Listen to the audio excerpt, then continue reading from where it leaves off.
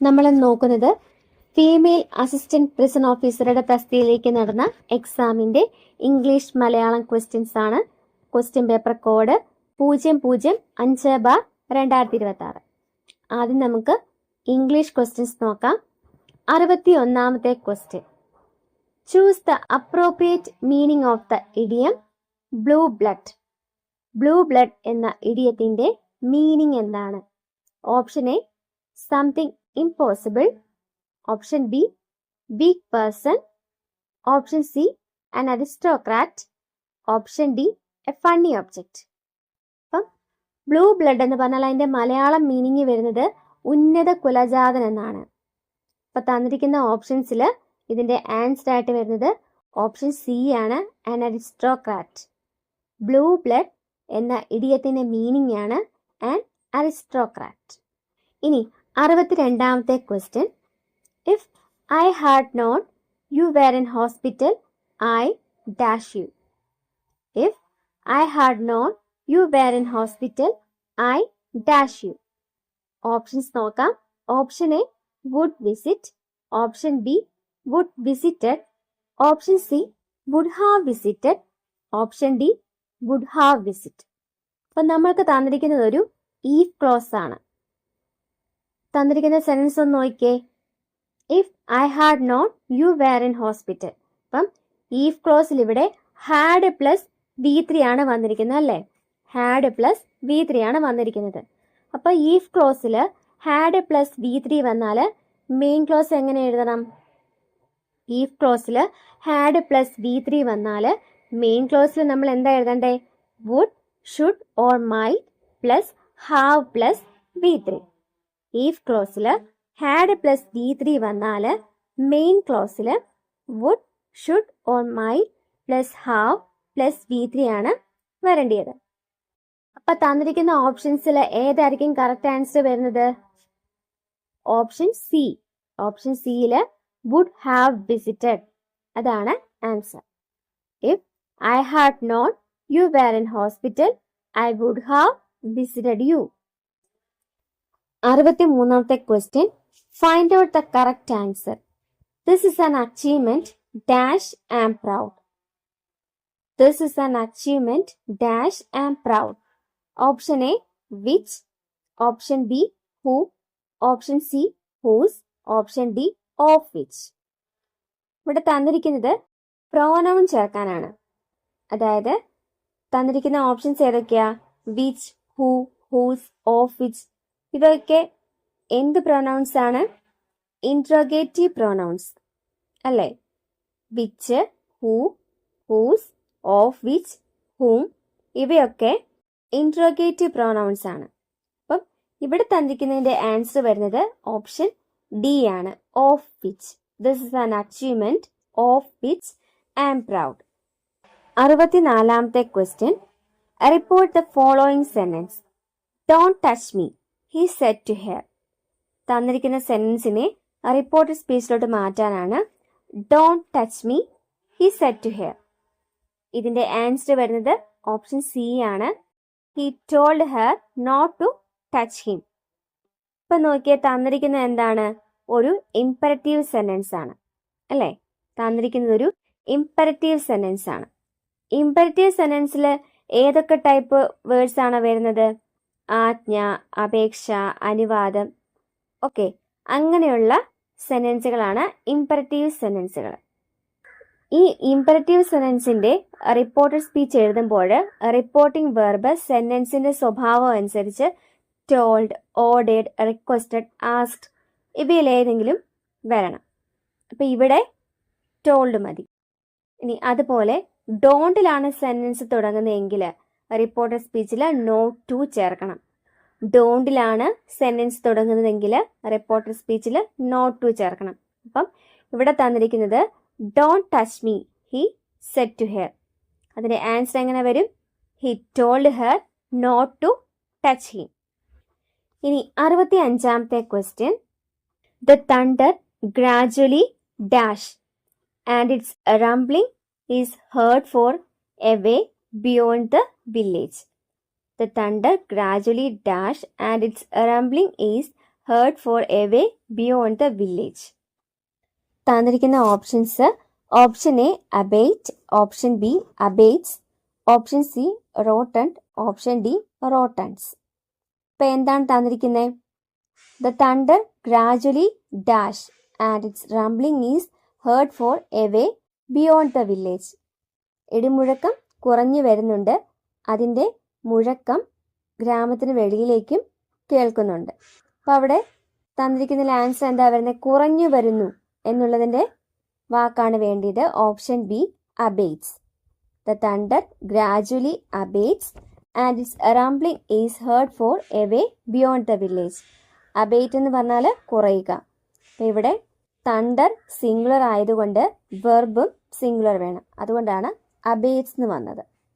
ഇനി 66ാമത്തെ question: identify the antonym of the underlined word. Underline ചെയ്തിരിക്കുന്ന വേർഡിന്റെ antonym എഴുതാനാണ്. The company made an enormous profit last year. Enormous എന്ന വേർഡാണ് underline ചെയ്തിരിക്കുന്നത്. അതിന്റെ ആന്റോണിം എന്താണെന്നാണ് question. Option A Masi, option B colossal, option C immense, option D ഡിമിന്യൂട്ടീവ്. Enormous എന്ന് പറഞ്ഞാൽ എന്താ അർത്ഥം? വളരെ വലിയ. അപ്പോൾ അതിൻ്റെ ആന്റോണിം ഏതായിരിക്കും വരുന്നത്? ഓപ്ഷൻ ഡി ആണ്, ഡിമിന്യൂട്ടീവ്. ഡിമിന്യൂട്ടീവ് എന്ന് പറഞ്ഞാൽ വളരെ ചെറിയ. എനോർമസിൻ്റെ ആന്റോണിമാണ് ഡിമിന്യൂട്ടീവ്. ഇനി മാസീവ് എന്ന് പറഞ്ഞാൽ എന്താ? വലിയ എന്നാണ് അർത്ഥം. കൊളോസൽ എന്ന് പറഞ്ഞാലും ഭീമാകാരമായ. ഇമ്മൻസ് എന്ന് പറഞ്ഞാലും വലിയ എന്നാണ് അർത്ഥം. ഇനി 67ാമത്തെ question: identify the affirmative sentence. Option A there is hardly anything good in the fridge. Option B there are few snakes in the garden. Option C the boys do daring task. Option D he had scarcely enough money.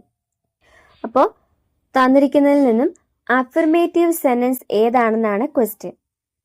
എന്താണ് ഒരു affirmative sentence എന്ന് പറഞ്ഞാൽ?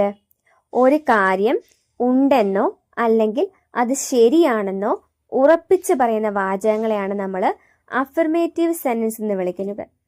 എന്താണ്? ഒരു കാര്യം ഉണ്ടെന്നോ അല്ലെങ്കിൽ അത് ശരിയാണെന്നോ ഉറപ്പിച്ച് പറയുന്ന വാചകങ്ങളെയാണ് നമ്മൾ അഫർമേറ്റീവ് സെന്റൻസ് എന്ന് വിളിക്കുന്നത്. ഇങ്ങനെയുള്ള സെന്റൻസുകളിൽ no, not, never, hardly, scarcely തുടങ്ങിയ നെഗറ്റീവ് വാക്കുകൾ ഉപയോഗിക്കില്ല. അപ്പം തന്നിരിക്കുന്ന ഓപ്ഷൻസ് നോക്കിയേ. Option A there is hardly anything good in the fridge. അതൊരു അഫർമേറ്റീവ് സെന്റൻസ് ആകുമോ? ഇല്ല, കാരണം അതിൽ ഹാർഡ്ലി എന്ന് പറയുന്ന നെഗറ്റീവ് വേർഡ് വന്നിട്ടുണ്ട്. ഇനി option B there are few snakes in the garden. അവിടെയും ഫ്യൂ എന്ന് പറയുന്ന നെഗറ്റീവ് വേർഡ്, ഫ്യൂ എന്ന് പറഞ്ഞാൽ ഇല്ല എന്നാണ് അർത്ഥം. അപ്പോൾ അതൊരു നെഗറ്റീവ് വേർഡാണ്, അതുകൊണ്ട് അതും ഒരു അഫർമേറ്റീവ് സെന്റൻസ് അല്ല. ഇനി option C the boys do daring task. അതിൽ നെഗറ്റീവ് വേർഡ്സ് ഏതെങ്കിലും ഉണ്ടോ? ഇല്ല. the boys do daring task അത് ഉറപ്പിച്ച് പറയുന്നൊരു സെന്റൻസ് ആണ്, അതുകൊണ്ട് അതൊരു അഫർമേറ്റീവ് സെന്റൻസ് ആണ്. ഇനി ഓപ്ഷൻ ഡി നോക്കിയേ. he had scarcely enough money. അവിടെയും scarcely എന്ന് പറയുന്ന നെഗറ്റീവ് വേർഡ് വന്നിട്ടുണ്ട്. അപ്പം തന്നിരിക്കുന്ന ഓപ്ഷൻസിൽ അഫർമേറ്റീവ് സെന്റൻസ് ഏതാണെന്ന് ചോദിച്ചാൽ ആൻസർ വരുന്നത് option C the boys do daring task. ഇനി 68ാമത്തെ question: nobody knows the answer. Question tag എഴുതാനാണ്. Option A do they, option B does they, option C don't they, option D shall be. Nobody knows the answer, അതിൻ്റെ answer വരുന്നത് option A do they. Nobody വന്നിട്ടുള്ളത് കൊണ്ട് ഈ സെന്റൻസിന്റെ negative sentence ആണ്. അപ്പം tag വരുമ്പോൾ അത് പോസിറ്റീവ് ആയിരിക്കണം. അതുപോലെ ഇതിൽ നോബഡിയാണ് സബ്ജക്റ്റ്, അപ്പം ടാഗിൽ സബ്ജക്റ്റ് വരുന്നത് ദേ ആയിരിക്കും, അതുകൊണ്ട് ഡു ദേ. ഇനി 69ാമത്തെ question: choose the correct word. Spelling correct ആയിട്ടുള്ള ഓപ്ഷൻ ഏതാണെന്നാണ് ക്വസ്റ്റ്യൻ. ആൻസർ വരുന്നത് ഓപ്ഷൻ ബി ആണ്, സൈമൾട്ടേനിയസ്. ഇനി 70ാമത്തെ question: a person who studies stars and the universe. One word എഴുതാനാണ്. A person who studies stars and the universe. Option A astronomer, option B astronaut, option C astrologist, option D astronogist. അപ്പോൾ a person who studies stars and the universe, സ്റ്റാർസിനെയും യൂണിവേഴ്സിനെയും പറ്റി പഠിക്കുന്ന ആളിനെ നമ്മൾ എന്താണ് ഒരു വൺ വേർഡ് പറയുന്നത്? ഓപ്ഷൻ എ ആസ്ട്രോണമർ, ജ്യോതിശാസ്ത്രജ്ഞൻ. A person who studies stars and the universe, അതിന്റെ വൺ വേർഡ് ആണ് ഓപ്ഷൻ എ ആസ്ട്രോണമർ. ഇനി ആസ്ട്രോനട്ട് എന്ന് പറഞ്ഞാൽ എന്താണ്? ബഹിരാകാശ യാത്രികനാണ്. ആസ്ട്രോനട്ട് എന്ന് പറഞ്ഞാൽ ബഹിരാകാശ യാത്രികൻ. ഇനി ആസ്ട്രോളജിസ്റ്റ് എന്ന് പറഞ്ഞാൽ ജ്യോതിഷി. Astrologist ജ്യോതിഷി, astronomer ജ്യോതിശാസ്ത്രജ്ഞൻ. ഇനി ഓപ്ഷൻ ഡി ഏതാ? ആസ്ട്രോണജിസ്റ്റ്. അങ്ങനെ ഒരു വാക്ക് ഇല്ല. അപ്പോൾ a person who studies stars and the universe, അതിന്റെ വൺ വേർഡ് വരുന്നത് ഓപ്ഷൻ എ ആസ്ട്രോണമർ. അപ്പം നമ്മൾ ഈ ക്വസ്റ്റ്യൻ പേപ്പറിലെ ഇംഗ്ലീഷിന്റെ 10 ക്വസ്റ്റ്യൻസ് നോക്കിക്കഴിഞ്ഞു. ഇനി നമുക്ക് മലയാളം നോക്കാം. 71ാമത്തെ ചോദ്യം, ശരിയായ പദമേത്? അതിന്റെ ആൻസർ വരുന്നത് ഓപ്ഷൻ ഡി ആണ്, വൃഷ്ടി. ശരിയായ പദം ഓപ്ഷൻ ഡി, വൃഷ്ടി. ഇനി 72ാമത്തെ ചോദ്യം, സംവൃതം എന്ന പദത്തിന്റെ വിപരീതം. സംവൃതം എന്ന പദത്തിന്റെ വിപരീതം എന്താണെന്നാണ് ചോദ്യം. ആൻസർ വരുന്നത് ഓപ്ഷൻ ബി, വിവൃതം. സംവൃതം എന്ന പദത്തിന്റെ വിപരീതമാണ് വിവൃതം. ഇനി 73ാമത്തെ ചോദ്യം, താഴെ പറയുന്നവയിൽ തെറ്റായ സ്ത്രീലിംഗ പുല്ലിംഗ ജോഡി ഏത്? ഓപ്ഷൻ എ വിദ്വാൻ വിദുഷി, ഓപ്ഷൻ ബി പത്നി പതി, ഓപ്ഷൻ സി ലേഖകൻ ലേഖക, ഓപ്ഷൻ ഡി മകൻ മകൾ. ഇതില് തെറ്റായിട്ട് വരുന്ന സ്ത്രീലിംഗ പുല്ലിംഗ ജോഡിയാണ് ഓപ്ഷൻ സി, ലേഖകൻ ലേഖക. ലേഖകൻ എന്നുള്ള പുല്ലിംഗത്തിന്റെ സ്ത്രീലിംഗം വരുന്നത് ലേഖക അല്ല, ലേഖിക എന്നാണ്. ലേഖകൻ ലേഖിക. ഇനി 74ാമത്തെ ചോദ്യം, ഒഴിച്ചുകൂടാനാവാത്തത് എന്നതിന്റെ ഒറ്റപ്പദം. ഒഴിച്ചുകൂടാനാവാത്തത് എന്നതിന്റെ ഒറ്റപ്പദം.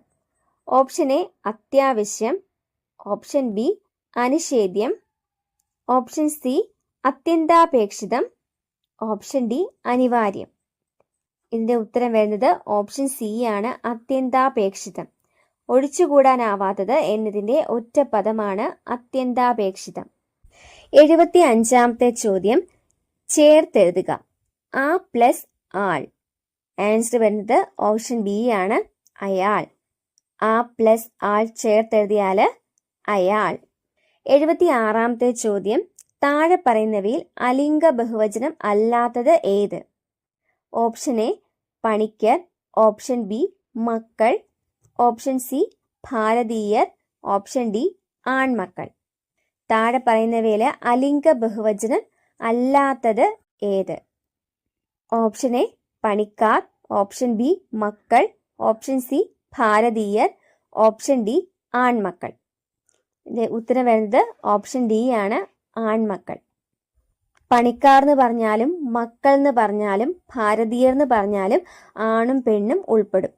ആ വാക്കുകളിൽ നിന്ന് നമുക്ക് അത് സ്ത്രീലിംഗമാണോ പുല്ലിംഗമാണോ എന്ന് തിരിച്ചറിയാൻ പറ്റില്ല. എന്നാൽ ആൺമക്കൾ എന്ന് പറഞ്ഞാൽ അത് പുല്ലിംഗ ബഹുവചനമാണ്. ഇനി 77ാമത്തെ ചോദ്യം, ശരീരം എന്ന വാക്കിന്റെ ശരിയായ പര്യായ പദങ്ങൾ ഉൾക്കൊള്ളുന്ന ജോഡി ഏതാണ്? ശരീരം എന്ന വാക്കിന്റെ ശരിയായ പര്യായ പദങ്ങൾ ഉൾക്കൊള്ളുന്ന ജോഡി ഏതാണ്? 1 ഗാത്രം മേനി, 2 കായം വപുസ്, 3 ആകൃതി രൂപം. ഇതിന്റെ ആൻസർ വരുന്നത് ഓപ്ഷൻ ബി ആണ്, എല്ലാം ശരി. ഈ തന്നിരിക്കുന്ന വാക്കുകളെല്ലാം തന്നെ ശരീരത്തിന്റെ പര്യായ പദങ്ങളാണ്. എന്തൊക്കെയാണ്? ഗാത്രം, മേനി, കായം, വപുസ്, ആകൃതി, രൂപം. ശരീരം എന്ന വാക്കിന്റെ പര്യായ പദങ്ങളാണ് ഗാത്രം, മേനി, കായം, വപുസ്, ആകൃതി, രൂപം. ഇനി 78ാമത്തെ ചോദ്യം, ചക്രശ്വാസം വലിക്കുക എന്ന ശൈലിയുടെ അർത്ഥമെന്ത്? ചക്രശ്വാസം വലിക്കുക എന്ന ശൈലിയുടെ അർത്ഥം. ഓപ്ഷൻ എ ശ്വാസം നിലയ്ക്കുക. ഓപ്ഷൻ ബി അത്യധികം വിഷമിക്കുക. ഓപ്ഷൻ സി ചക്രം ചവിട്ടുക. ഓപ്ഷൻ ഡി ഇവയൊന്നുമല്ല. ആൻസർ വരുന്നത് ഓപ്ഷൻ ബി അത്യധികം വിഷമിക്കുക. ചക്രശ്വാസം വലിക്കുക എന്ന ശൈലിയുടെ അർത്ഥമാണ് അത്യധികം വിഷമിക്കുക. 79ാമത്തെ ചോദ്യം പിരിച്ചെഴുതുക. അത്യന്തം. ആൻസർ വരുന്നത് ഓപ്ഷൻ സി ആണ്, അതി പ്ലസ് അന്തം. അത്യന്തം എന്ന വാക്ക് പിരിച്ചെഴുതിയാൽ അതി പ്ലസ് അന്തം. 80ാമത്തെ ചോദ്യം പ്രയാമ്പിൾ ശരിയായ മലയാള പരിഭാഷ ഏത്? ആൻസർ വരുന്നത് ഓപ്ഷൻ ബി ആണ്, ആമുഖം. പ്രയാമ്പിൾ എന്ന വാക്കിന്റെ മലയാള പരിഭാഷയാണ് ആമുഖം. ഇപ്പം നമ്മൾ ഇന്ന് നോക്കിയത് 005/2026 ക്വസ്റ്റ്യൻ പേപ്പറിലെ ഇംഗ്ലീഷ് മലയാളം ക്വസ്റ്റ്യൻസ് ആണ്. നമ്മുടെ ടെലിഗ്രാം ചാനലിൽ PYQ with connected facts, SCRT new text book ഇവയുടെയൊക്കെ ലൈവ് സെഷൻസ് ഉണ്ടായിരിക്കുന്നതാണ്. കൂടാതെ ഇവയുടെ റെക്കോർഡ് ക്ലാസ്സസ് നമ്മുടെ എയിം ഫോർ PSC എന്ന യൂട്യൂബ് ചാനലിലും അവൈലബിൾ ആണ്. എല്ലാവരും ആ ക്ലാസ്സുകൾ കൂടെ കാണാൻ ശ്രമിക്കുക. Thank you. Happy learning.